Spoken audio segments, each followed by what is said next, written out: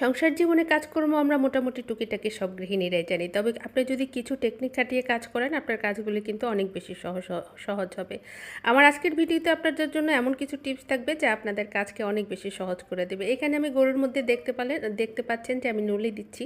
এই নলিটা কিন্তু আপনারা তখনই দিবেন যখন গরুর মাংসটা কষানো হয়ে যাবে। নয়তো নলির ভিতরে যে ক্যালসিয়ামটা আছে সেটা কিন্তু গলে বের হয়ে যাবে। অক্ষত রাখতে চাইলে আপনি এভাবেই দিবেন। আর এখানে আমি বাদাম কিন্তু কয়েক ঘন্টা আগে ভিজিয়ে রেখেছি। এখন আমরা কিন্তু সেমাই পায়েস রান্না করতে গেলে বাদামগুলি কুচি কুচি করে কাটি। এটা কিন্তু খুবই ঝামেলার কাজ মনে হয় আমার কাছে। আমি যেটা করি, কয়েক ঘন্টা ভিজিয়ে রাখার পরে একটা পলিথিনের ভিতরে নিয়ে এইভাবে পুঁতা দিয়ে ছেঁচা দিই। পুঁতা দিয়ে ছেঁচা দেওয়ার পরে যে সিল্কাগুলি থাকে সেগুলি বের করে ফেলি। আর আপনি দেখতেই পাবেন যে এটা কত সুন্দর সহজভাবে একদম মিহি কুচির মতো হয়ে যায়। আপনি হয়তোবা বলবেন যে কুচিটা দিলে দেখতে সুন্দর হয়। হ্যাঁ, অবশ্যই আপনার যদি ধৈর্য কুলায় সেটা আপনি অবশ্যই করতে পারেন। আমার ধৈর্য কুলায় না। আমি কিন্তু খুব সহজ পদ্ধতিতে এইভাবেই করি, সেমাই পায়েসে ব্যবহার করি। দেখেন কত সুন্দর হয়ে গেছে, খাওয়ার সময় দাঁতের নিচে পড়ে, আমার কাছে কিন্তু বেশ ভালো লাগে।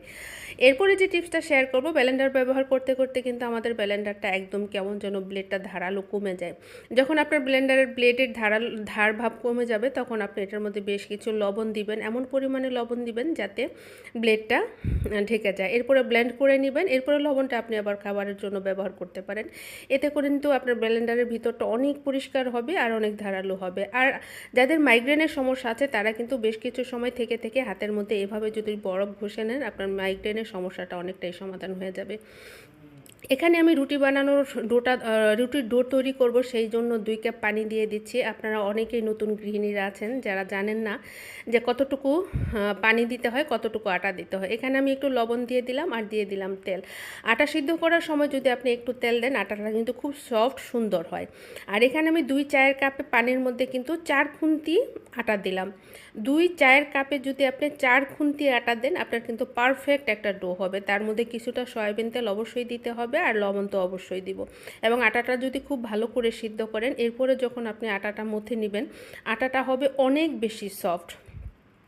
আর এখানে আমরা যখন আটা মথে নেই তখন কিন্তু নিচে একটা দাগ হয়। আপনি যদি একটা তোয়াল বা ন্যাকড়া যাই হোক একটা কিছু দিয়ে আটাটা এভাবে ডলেন, তাহলে কিন্তু এই পেলার দাগটা টাইলসের মধ্যে পড়ে না। আপনার ডোটা যদি শক্ত হয়ে যেয়ে থাকে, তাহলে সামান্য একটু তেল আর পানি কিন্তু দিয়ে আপনি এই ডোটা আবার নরম করে নিতে পারেন। অনেক সময় কিন্তু আমরা পানির পরিমাণটা বুঝি না। আর যদি আপনার সেটা বেশি শক্ত হয়ে যায়, এর মধ্যে সামান্য একটু আটা দিয়ে আপনি মিক্সড করে যদি আবার মথে নেন, তাহলে কিন্তু সেটা খুব সুন্দর হবে। আর আপনি যদি মনে করেন অনেকক্ষণ পরে আপনি রুটি বানাবেন, আটাটা তৈরি করে এইভাবে একটা বক্সের ভিতরে ভরে রাখবেন। আপনি যদি কয়েক ঘন্টা পরেও এটা বানান, তাতে করে কিন্তু তারপরেও সফট থাকবে। আর পরোটা বানানোর ক্ষেত্রে আমরা কিন্তু ভিতরে তেল ব্যবহার করি, কিন্তু আমরা অনেকেই জানি না এই তেলের সাথে একটু আটা দিতে হয়। আটা বা ময়দা, আপনি ময়দাও ব্যবহার করতে পারেন। আমি যেহেতু আটা দিয়ে বানাচ্ছি সেহেতু আমি আটাটাই দেখালাম।